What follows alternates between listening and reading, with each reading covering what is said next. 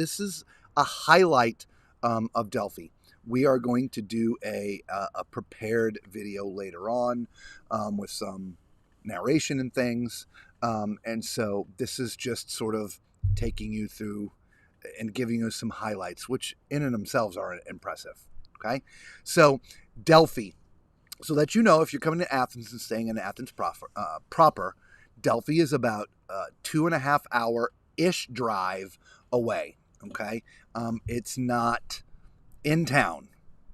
So you're going to know that you're going to spend at least 5 hours in some sort of transportation. Mm-hmm. We recommend our guy, but transportation. We can talk about that later. Okay, and that's with good traffic. So it could be a little bit longer.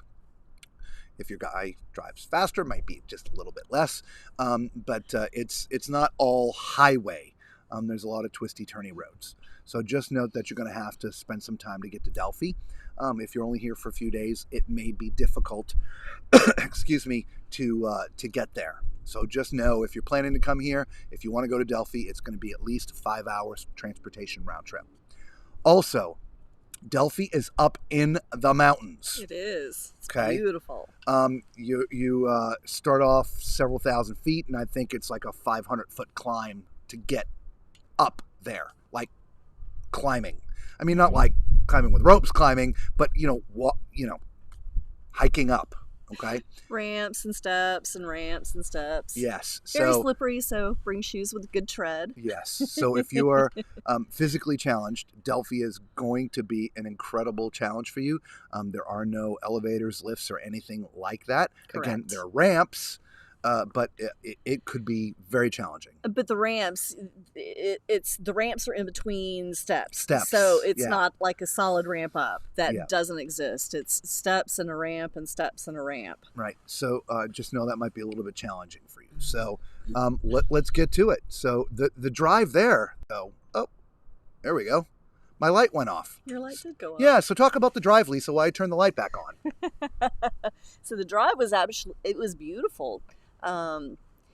Like Robert said, it was about a 2.5 hour drive, but you get out of Athens and just the scenery is just absolutely beautiful. It did remind me somewhat, because there's a lot of the Italian cypresses. So some of it reminded me of Italy, but then some of it reminded me of Northern California. Yeah. It was really a beautiful drive. There's several of these tunnels that go through the different mountainsides to get there.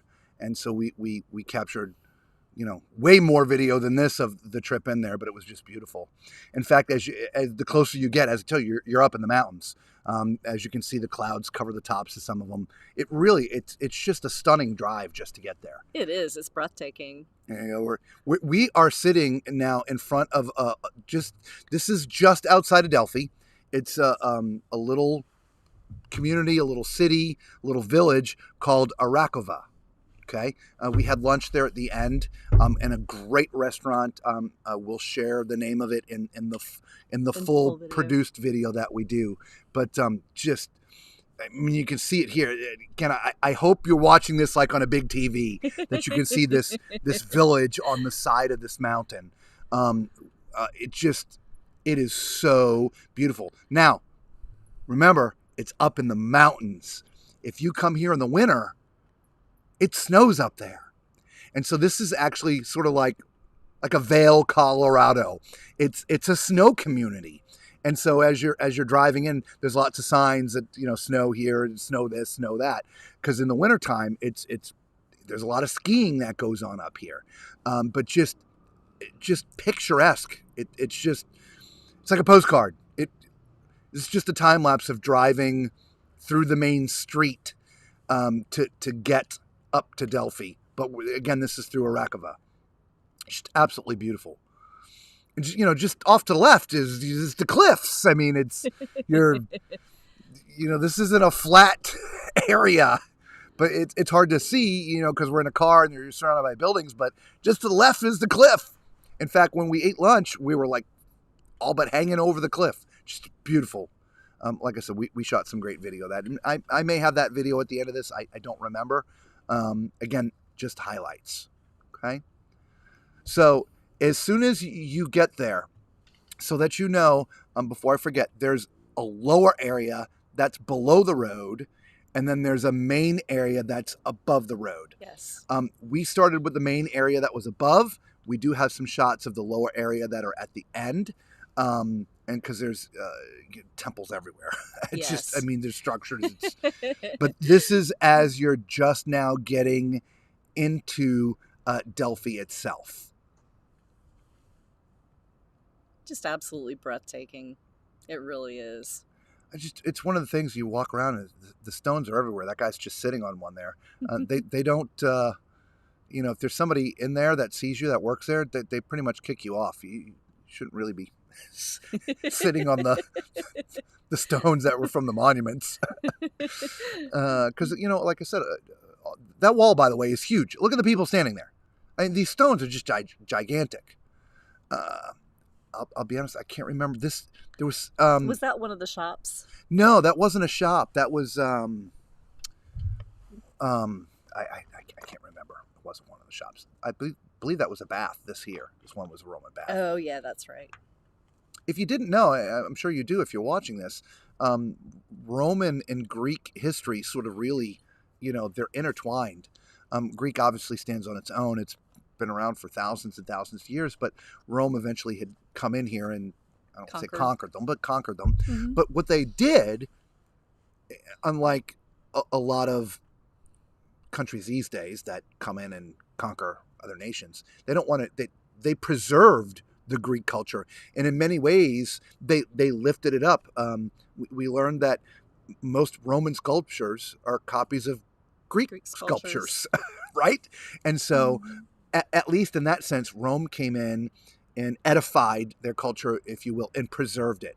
And so a lot of structures that you see, the areas, there's some Greek that goes back thousands of years, and there's some Roman structures that were built in 200 AD, right? So what you're looking at here, I believe, is one of the treasuries.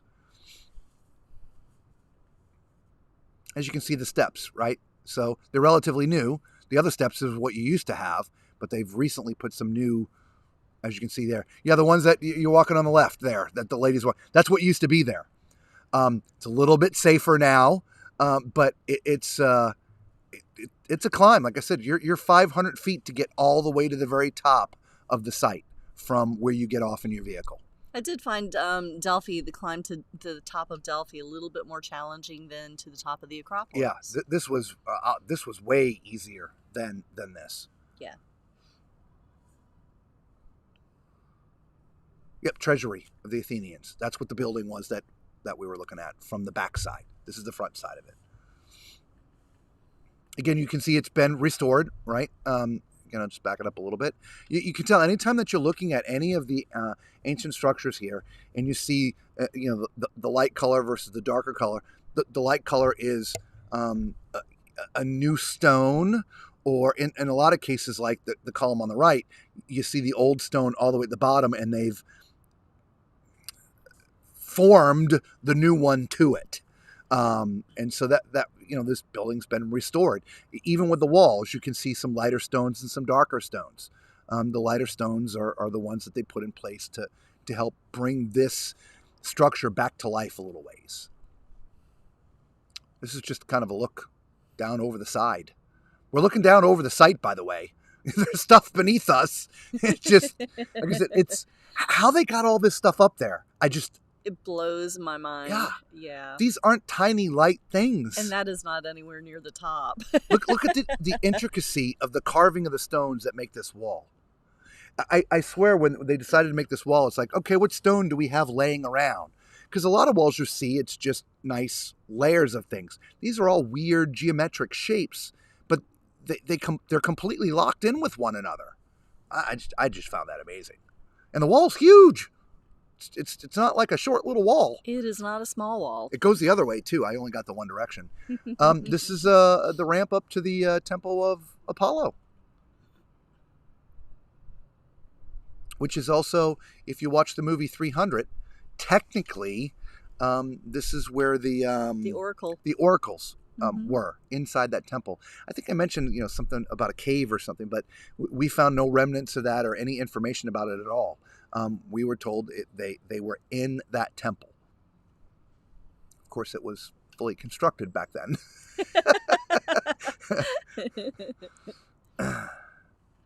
We got some books here, and I don't know how to bring the books to video, but what they do, they have these little slicks, which is like page 1, that show you what the building used to look like. And then when you pull the slick off, it then shows what's there. And so it's pretty amazing. They really are nice. Again, a look just down over the mountainside from the Temple of Apollo, the further side.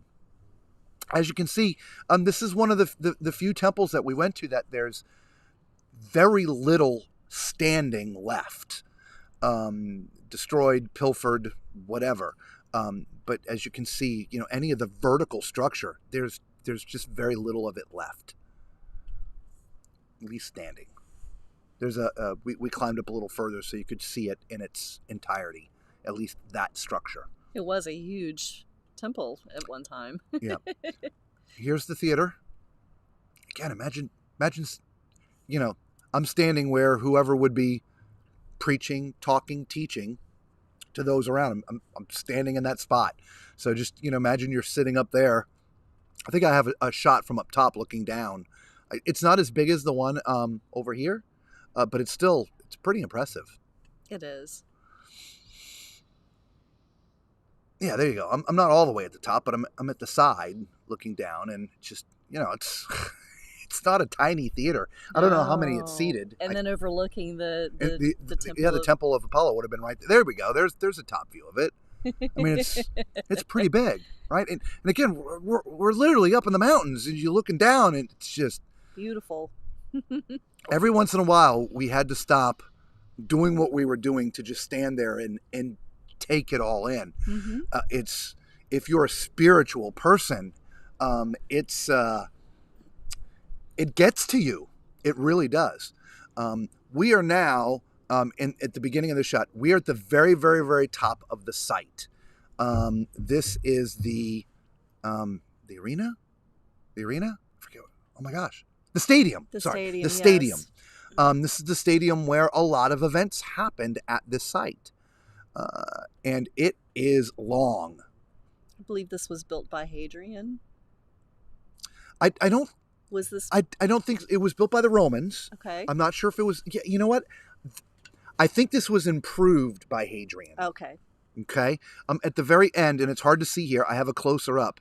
Part of what Hadrian did is at the very end there is where the entrance would have been, the far side where the camera is now looking. He had these 3 arches made out of marble. One of the richer Romans at the time paid for it.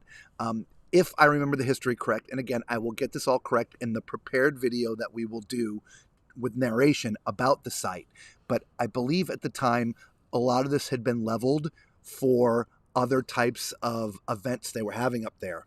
And when the Romans came in and took over the country, they actually rebuilt it the way that the Greeks had it originally, but made some improvements like adding the entryway and thing. I could be wrong. If somebody's watching this and knows better, don't castrate me in the comments. we are taking this all in. It's like drinking from a fire hose, guys. We are literally out 12 to 16 hours every day from the time we got here and through today. Because remember, it's 5 hours in the car. Never mind the 5, 6, 7 hours we spend at the site, the different sites in the cities and the things. So we're doing our best. But when we do the prepared video, we will have spent the time to learn more about each location to bring it to you. Okay. But there's kind of the archers are obviously long gone, but if you look close, you can kind of see where they would be. But that is the old entryway. I know it's overgrown. Actually, while we were there were people there cutting the grass. Mm-hmm. They do it all with a weed whacker. And the camera didn't, I don't know if the camera caught them or not. Let me find that first shot. They were literally up there in the stands. Yeah, right there. You can see there's 2 of them up there with a garbage bag. They're up there picking the weeds out. That's he's looking back to the right. Back to the right, just been right there. See those 3 little black dots? 2 of them are people. One of them's a bag. So they're up there cutting the grass or picking the weeds out of the seats. But when we were in fact, if I had the volume up on it, you could probably hear the weed whacker running. They have to get up there and cut the grass. There's grass there. So he hadn't gotten all the way down to the end yet. So that normally would be cut so you could see that a little better. So it's not overgrown. We took a picture of this because Lisa thought maybe that was an access to the cave that the oracles were supposed to be in. But again, after this, we were told they weren't in a cave. They were actually in the temple. But that was just an interesting doorway that sort of looked like it went to nowhere. It went into the mountain and it was blocked over. Yeah. So don't know why it was there, but it was interesting. So we took a picture. I just took a shot of the stone that these were areas how they connected them to other stones. They made these little inlays and they filled them with iron and different things to use them to connect other blocks. Okay. When you're done with walking on the outside, there's also a museum on the property. We took extensive videos and pictures there. We're only going to show you just a couple, like 60 seconds worth. Okay. So please note that there's a lot of the stuff from the site is in the museum and preserved. Okay. It's just beautiful. The thing is huge. A couple sculptures. There you go. That's what the lower site should have looked like. The stadium is not in this picture. But that is exactly in its prime what Delphi would have looked like. Okay? You can see how big the Temple of Apollo is. If I remember correctly, I think it's the second largest temple.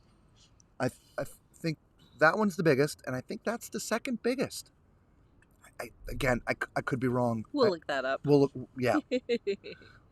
We'll correct anything here later. What this doesn't really show, at least in this video, and even in real life, is the elevation changes. It's crazy. It's pretty high up there. Okay, so we have an altimeter. Yeah. On our phones, and we did. It's like 500 feet difference from where you start to the stadium. Okay, so weather. Okay, we are here in mid to late May. On the ground, where we got out of the vehicle, it was about 70 degrees.